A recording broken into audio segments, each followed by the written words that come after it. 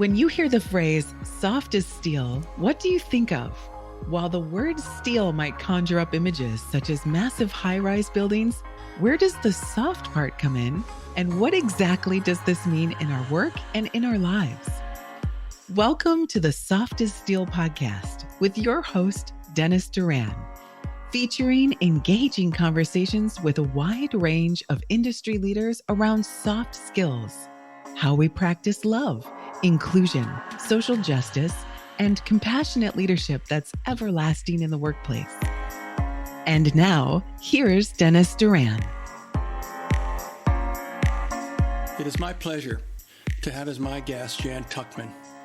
She is a cherished leader, a journalist, and a widely known personality in the construction industry.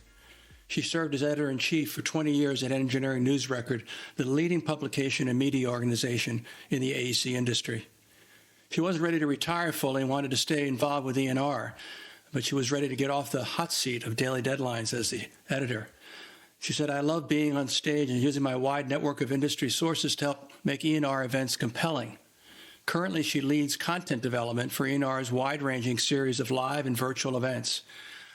These major events include Groundbreaking Women in Construction, a career advancement event, and Future Tech, which explores the cutting edge of engineering and construction technology. Jan is active in construction organizations and nonprofits. She is a vice chair of the Industry Leaders Council of the American Society of Civil Engineers and a member of the Columbia University Advisory Board on Infrastructure, Facilities, and Public Spaces. A passion of Jan's is serving as the 2022 board chair of the nonprofit Bridges to Prosperity, which works to alleviate poverty caused by rural isolation by building footbridges across raging rivers.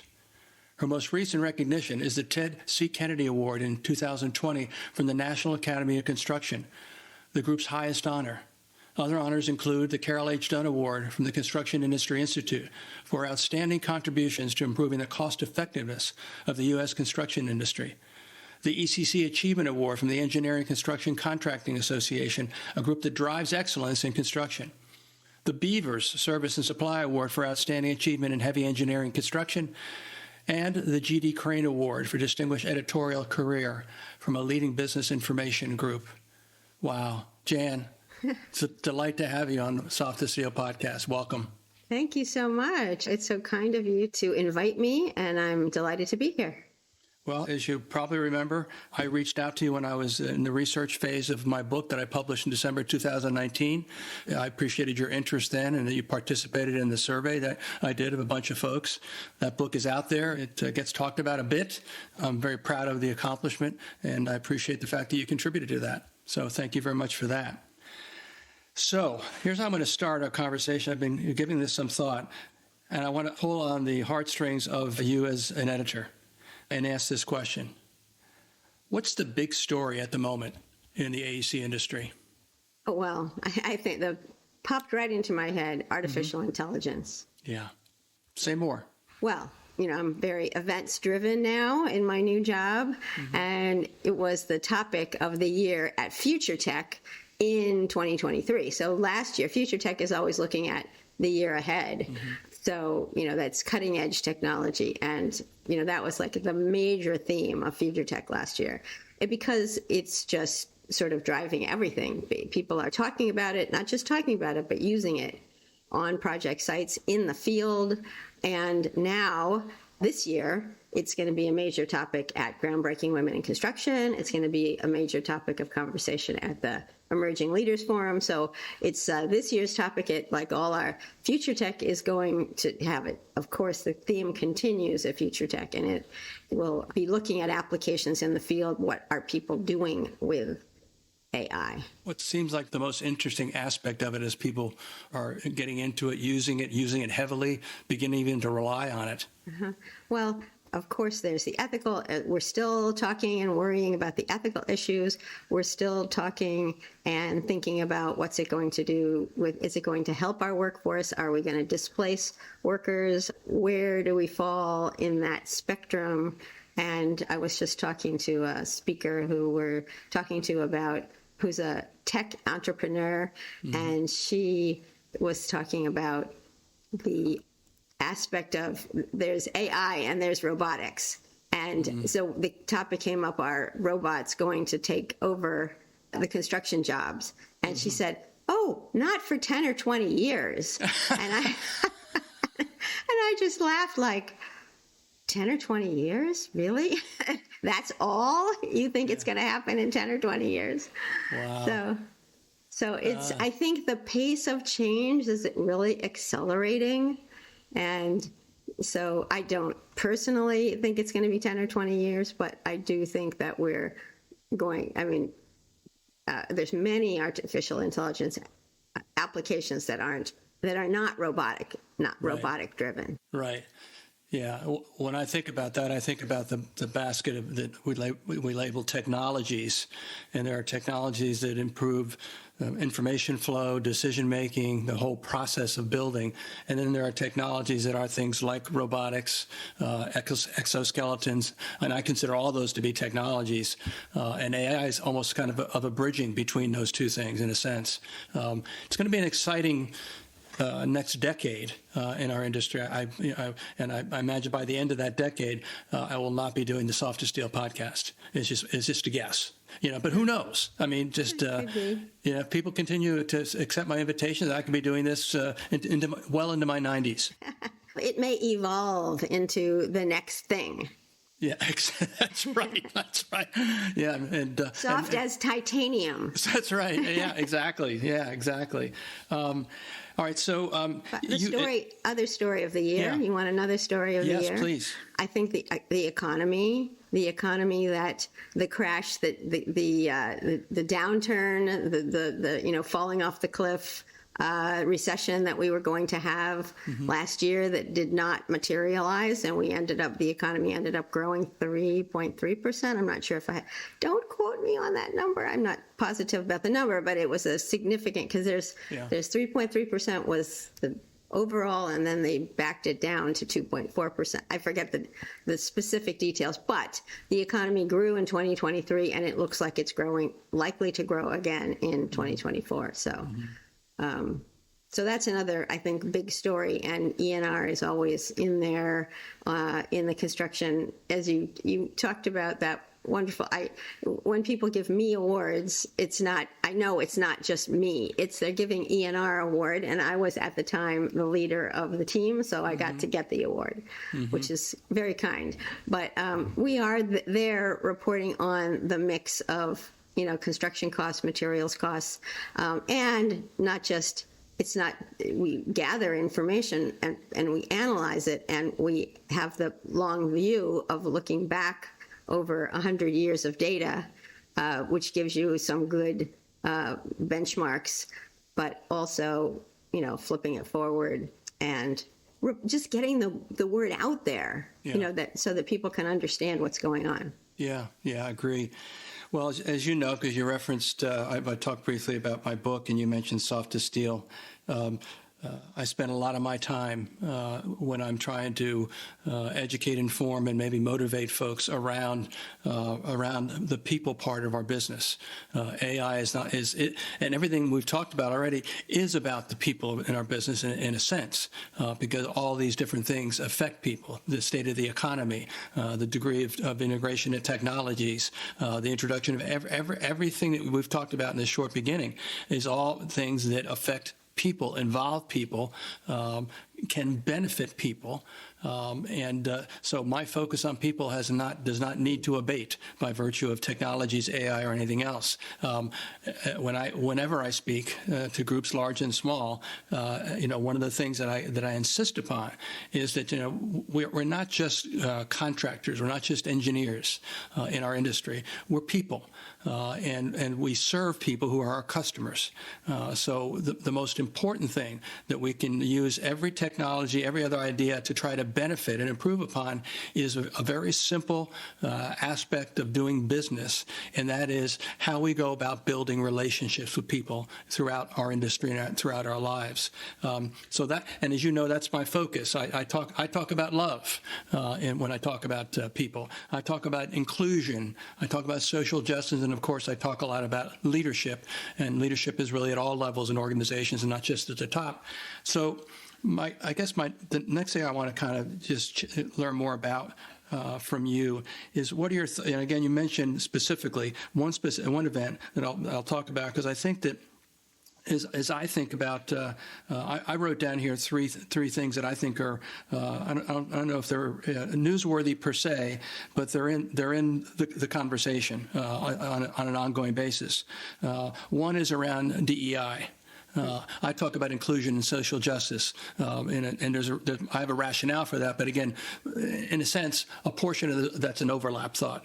When I think about DEI, I think about the D part, and I think about looking back historically about how we talk about diversity, and it's really just drawing a demographic map to make the point that every human being is different from every other human being, and if we talked about that more. As far as how we develop people in our organizations, we might be seeing some different issues and opportunities surface if we would accept that fact rather than that fact becoming an obstacle, which is kind of what I think the tendency is, and then we get into brain wiring and emotional intelligence and a whole bunch of stuff.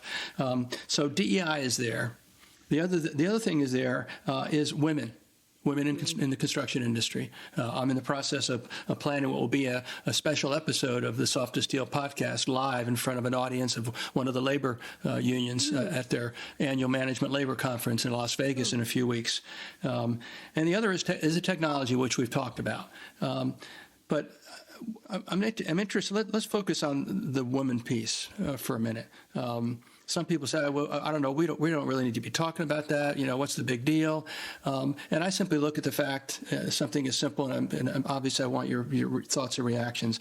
I look at a simple fact like the adult working population is roughly split 50-50. Between males and females on a gender basis.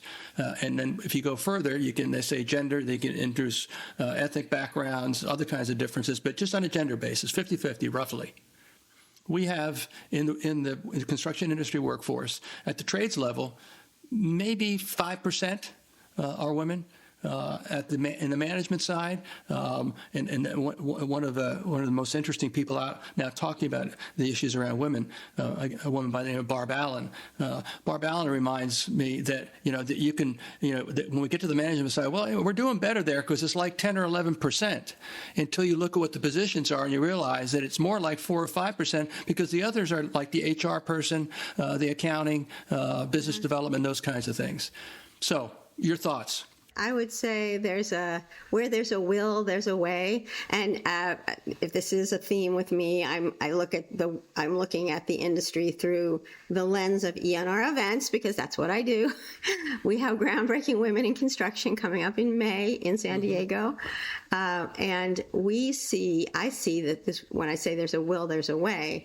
The leadership of major construction companies, all the major construction companies, there's so much commitment among the senior managers, and they're sending significant delegations, like 50 people, 60 people, to Groundbreaking Women in Construction.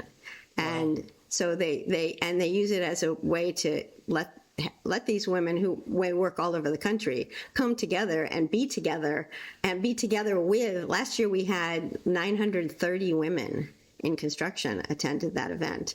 And I think that when you talk about the trades, didn't that fabulous Women in the Trades event had like 3,000 women at it last year.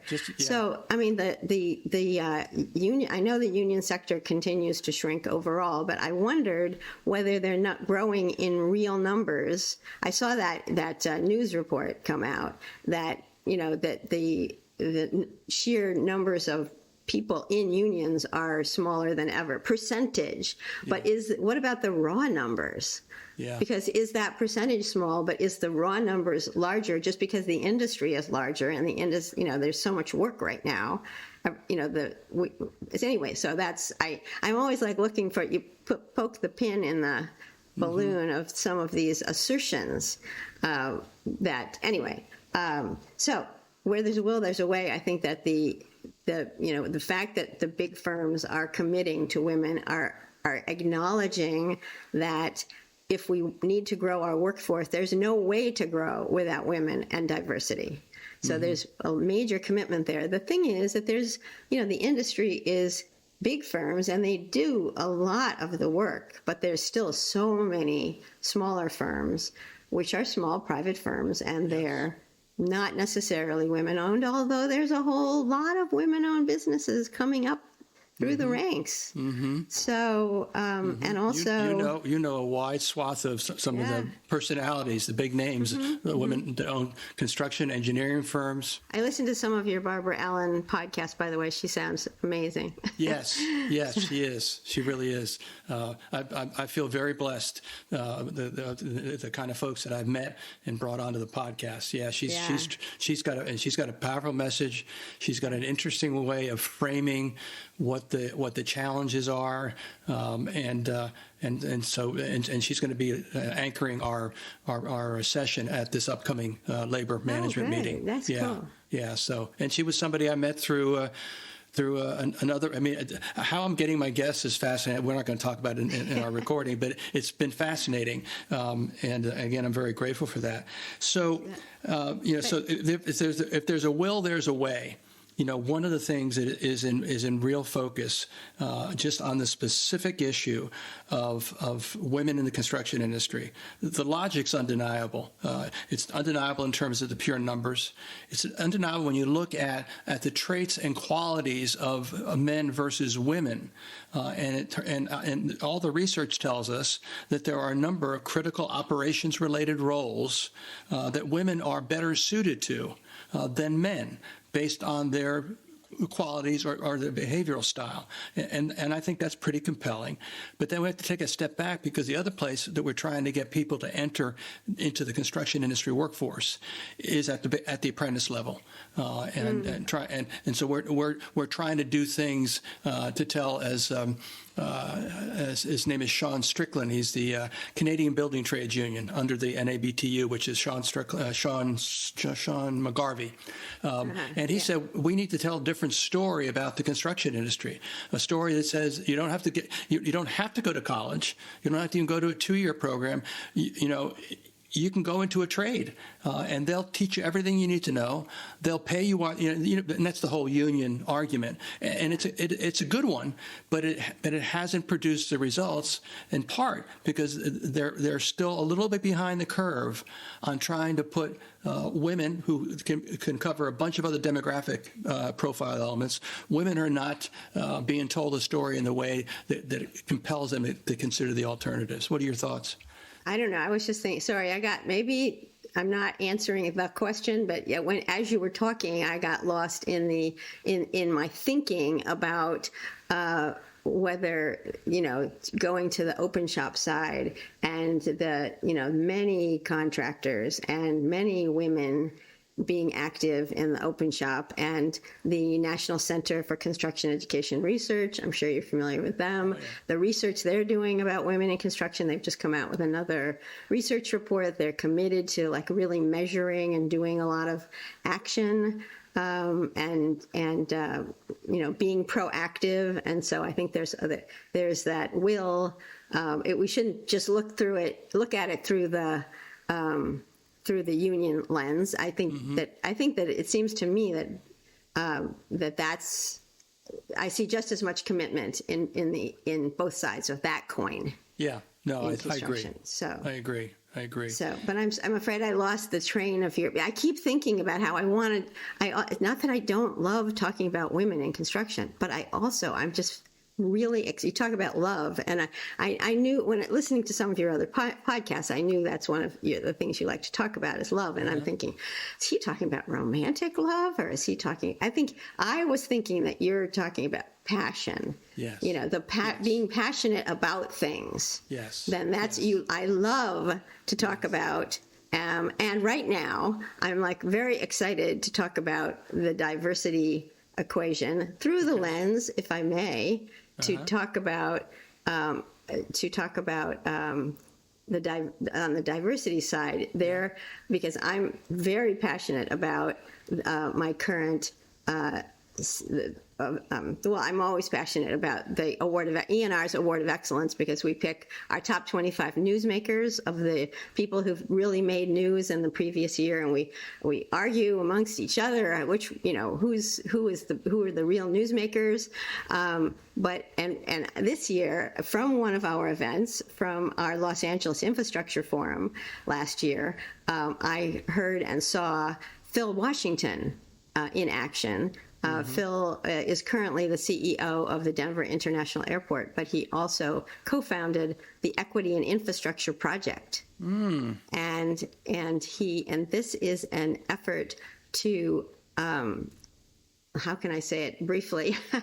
It's an effort. You don't need to say it as you need. Okay. He and his and several other co-founders this was a way of implementing. He was on President Biden's transition team, and he and John Pocari, who was a deputy secretary of transportation previously, they were involved in President Biden's his executive order to make sure that as we put out this big infrastructure bill, and there's another issue we could talk about is infrastructure, talk about big issues of the year. But as we get this infrastructure legislation and infrastructure funding out, he wanted it delivered in as equitable a way as possible. So they came up, they then thought, how are we going to do this? How are we going to execute on this presidential executive order? So they came up with an idea to found the Equity and Infrastructure Project, which has a pledge and invites big agencies. So the reason Phil is a newsmaker for 2023, being awarded in April 11th, 2024, is our Award of Excellence event, honoring newsmakers, is for they now have 46 major agencies and big firms who have signed the Equity and Infrastructure Pledge, basically committing to making sure there are opportunities these are agencies like the Denver International Airport. This is like the Metro in LA. This is like the Chicago Transit Authority. These are huge, major agencies around the country in 19 different states and Puerto Rico and Washington, D.C. And they are committing to creating contracting opportunities for what they are calling historically underutilized businesses. So they're going, it's a sort of, they're broadening out the name of the DBE, MBE program, federal programs, and going to they're asking these big agencies to, it's not a requirement. This is people, these are agency leaders saying, I want to do this. This is creating a network of the willing, the committed. And saying that we are going to create opportunities for these firms, these kinds of firms, to be prime contractors, and creating ways to get them trained and make sure they can succeed once they win the projects. And so anyway, I'm, as you said, passionate about this kind of framework being presented to the industry, where it's owners, big owners and big firms that do, bring in a lot of, like AECOM and other firms of that size, and committed firms. So I was excited to talk about that. Yeah, I think I had an earlier, a recent conversation with someone who, since roughly about 2008, 2009, has been right at the center as a subject matter expert consultant on lean, which you're probably familiar with, the lean process.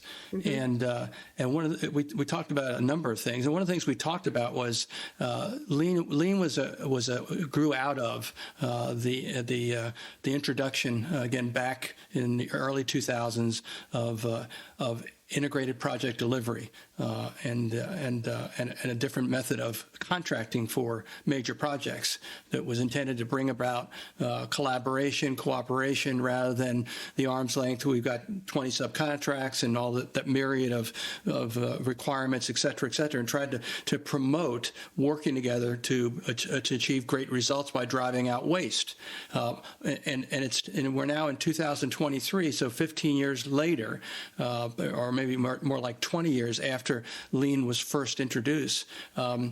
Roughly a third of the major, the largest contracting companies, both in general contractors as well as especially, roughly a third of those are members of the Lean Construction Institute, but they haven't all adopted and implemented what appears to be sensible, logical, forward-thinking ways of doing business.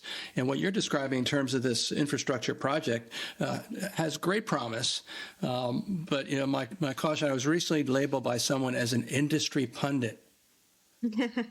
And so I'm going to do an industry pundit thing right now, and that is to say that this all sounds great, but our industry does not have a reputation for embracing change rapidly, and certainly executing and following through, and we're still hindered. As an industry, frankly, by the stranglehold that an increasingly smaller number of folks is in, and that's the baby boomer generation, because they are still in critical senior executive roles and upper management roles throughout different parts of our industry, and they're kind of holding on and saying, well, we tried MBE, we tried disadvantaged businesses, we tried this, we tried that, we couldn't get good people, they weren't qualified, they couldn't get the financial resources, and we go on and on. So many objections to something that seems frankly so sensible, reasonable, and again, in an industry where those biggest companies don't have all the business. Again, one of the trades unions that I have a relationship with, the majority of their signatory contractors, probably maybe as much as 2/3, are small businesses. The construction industry is still an industry that is dominated by small businesses. The ones that they're an additional characteristic, like them being a women-owned company or owned by a minority or whatever it may be, is something that should be beneficial until they start dealing with the process of how they go about getting the credential, filling out the forms, all that basic stuff, I'm just dragging us down into the minutia. But that's so. If there is a broad-based and active leadership on the part of major owner agencies, as well as major construction companies, something could happen. And there's certainly an opportunity when the industry, at least parts of the industry, we didn't talk about the infrastructure situation as another story, but it is. And there is huge quantities of that work. We have all of the infrastructure that's being built to support electric vehicles and the batteries. Those mega projects are in. I'm sure somebody's taking you probably to one of those job sites that is it's like a little mini city of industry. So there's so much opportunity.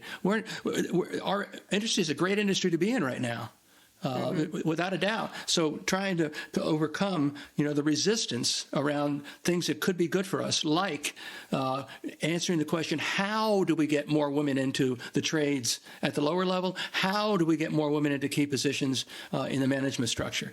And working that problem, and it is a problem, to get to a better place, because we need to. It's necessary. We need to make more regular and increasingly faster progress on the workforce issue, and one of the ways to benefit that are attracting women into the industry, and giving them a career path that is the same career path that men have. Your thoughts? Yeah, this would, in terms of the equity and infrastructure project, it's when they say historically underutilized businesses, they're talking about the broadening out, the broadest possible look. So that certainly includes women-owned businesses and minority-owned businesses and disadvantaged. They were talking about this small contractor in Appalachia is also a historically underutilized business. It applies to all kinds of circumstances all around the country. That's why I think it has a lot of appeal. And the fact that they signed, may not have mentioned this, that one of the reasons we cited Phil Washington as a newsmaker in this year is that they started in 2022, where they first signed the first like 12 agencies, but in they added like another 44 agencies in 2023. I mean, that's enormous growth, many times over. And so this is a movement that is growing by leaps and bounds. So I think it's very positive, and because it's not a federal mandate like the federal, and that only even the mandates that we had only applied to federal work. Right. So and those are being challenged in the courts now. So everybody's seeing the handwriting on the wall as far as the challenges coming up, and if that goes to the Supreme Court, not likely to survive. So so in this situation, this is the organization of the willing, who are doing this because it's the right thing to do, both from a social justice perspective and from an economic build the business, find the workforce to do the work so that the industry can grow. So yes. On both sides. So that's why I think this is a really positive step. It seems almost like common sense, doesn't it? And so then I get to say that one of the things I talked about in my book for like 5 or 6 paragraphs was common sense is just not that common. Yeah. Because again, there's just, people get caught up in personal gain, and hey, we all have to. Businesses you have to make a profit. You have your employees, and you gotta get jobs, and you got to win work, and you got to, you have a growing nut that you have to keep it going. So there's a lot of other things that other goals get involved. Yeah. I agree totally. So I mentioned love at the beginning. It was one of my areas of interest. So we'll kind of we'll rally around that as we come to the end of our time together. But when I talk about love, the synonym that's the most easy to get as an alternative term, it would be passion. Love in the way that I draw from the body of work of my mentor. He actually wrote the foreword to my book, a guy named Steve Farber. And Steve said in his first book 21 years ago, he said, and this is for leaders. He's talking to leaders and really everyone, frankly. He says, do what you love in the service of people who love what you do. To me, that's an unshakable model that any enterprise, if they adopted it and everything that it means, would see markedly different experiences and results, because it really speaks. The thread that's going through that is people. And then he wrote a book a couple of years ago to kind of reemphasize why love is worth talking about. And the title of his book is "Love is Just Damn Good Business." And he tells some stories of real companies in there. It's very compelling. I subscribe to it completely, and I think that when I get up in front of a group of foremen and superintendents in a big warehouse at a glass company in where was I? I was in West Virginia, in Wheeling, West Virginia. And a very prosperous glass company headquartered in Wheeling. And I started talking about love. I could look around the room and see some of the older members of the audience, more in my generation, kind of squirming a little bit until I was able to rephrase it a few times and get them to understand that my last thought is that I'm encouraged when I see stories in E&R that talk about things that relate to what I call my bucket, which is soft skills, communication, teamwork, relationship building, how to handle difficult situations, all those kinds of things. There are many opportunities to try to help people understand that and this is the way I phrase it all the time, that what your job is, obviously, is the reason you're there in a company, in an organization. You have a job to do. But what differentiates a person who can really contribute to the success of the company and themselves is how they are when they're doing their job. And that speaks to their qualities. You could be a phenomenal painter, to use a simple example, which I use a lot. You could be the best finished painter that a person's ever seen in the entire history of painting.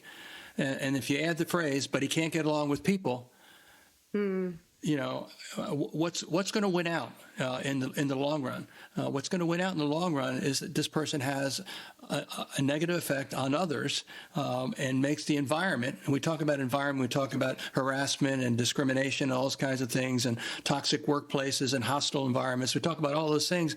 Those are created by people, as our positive environment is created by people. But we don't talk enough about that, and we certainly don't bring it into the teaching or learning level at the very earliest stages. Helping people understand that who they are as a person is fundamental to their ability to be successful and maybe also to be happy. What do you think?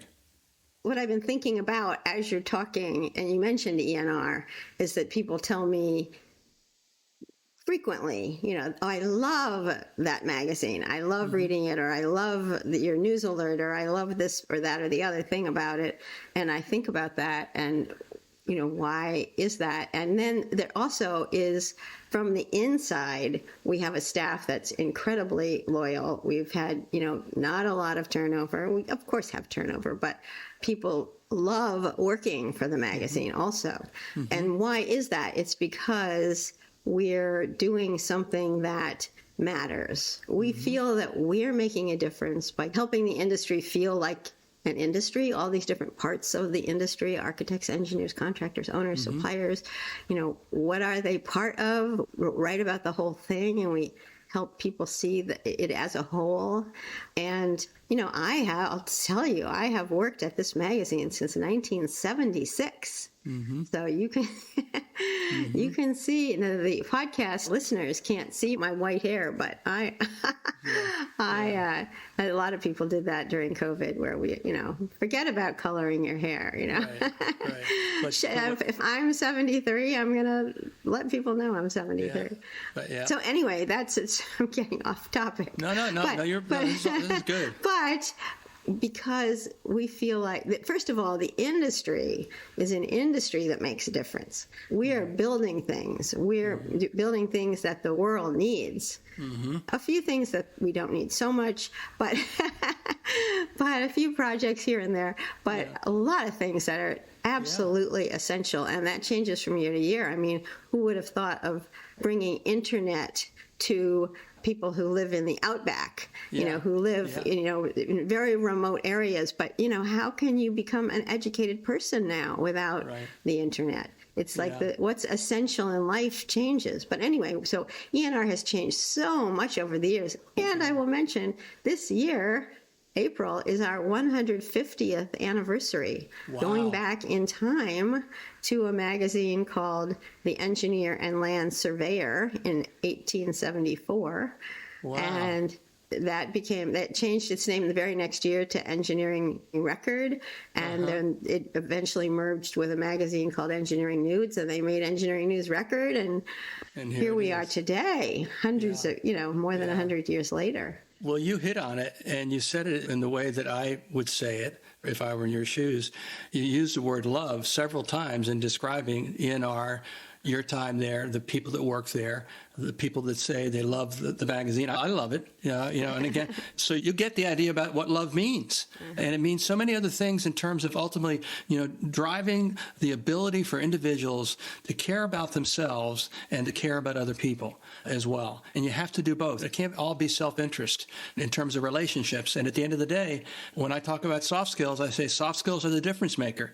And you can be the best, you can be the sharpest, you can be the most accomplished, and you might even made tons of money doing something.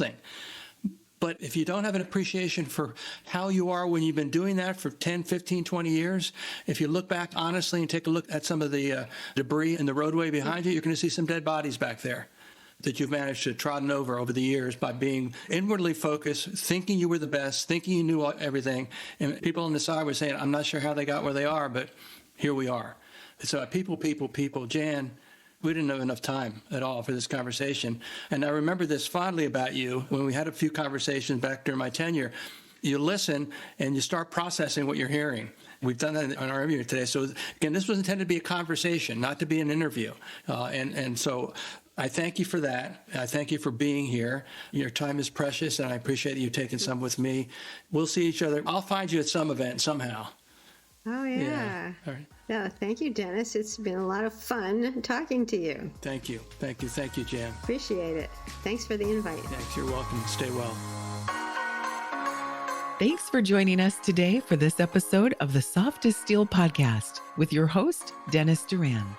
Dennis is the author of Soft as Steel and a leading speaker and trainer for organizations across many industries and verticals. To learn more about the work Dennis is doing to activate soft skills in the workplace, contact him at DennisDuranSpeaking.com. Be sure to check out his book, Soft as Steel, on Amazon or wherever books are sold. You can subscribe to this podcast on iTunes or wherever you'd like to get your podcasts. And please remember to share this episode with your friends, colleagues, and anyone you feel would benefit from the conversation. We'll see you next time on the Soft as Steel podcast with Dennis Doran.